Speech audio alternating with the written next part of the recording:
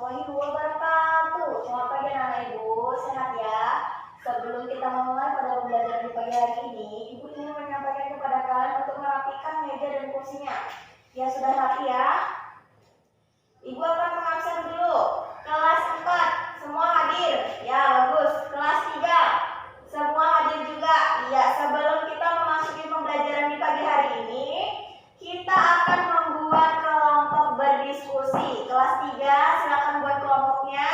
Kelas 4 dan silakan buat kelompoknya. Oke, hari ini kita akan belajar dulu di kelas 4. Di kelas 3, kalian untuk mempersiapkan peralatan belajarnya. Kelas 4, kita akan belajar pembelajaran IPA, Bahasa Indonesia, dan PPKN. Nah, dari pembelajaran IPA, kita akan belajar tentang gaul hidup. Buka bukunya halaman 69. Ya, udah dibuka bukunya ya. Semua bawa buku juga ya. Ya. Gaul hidup adalah fase makhluk hidup lahir, tumbuh menjadi dewasa, dan kemudian menghasilkan keturunan. Dari gaul hidup ini terbagi menjadi dua fase. Yang pertama, metamorfosis sempurna dan metamorfosis tidak sempurna. Metamorfosis sempurna adalah hewan yang mengalami perubahan fase pada setiap tahapannya. Sedangkan metamorfosis tidak sempurna adalah hewan yang tidak mengalami perubahan pada setiap fasenya.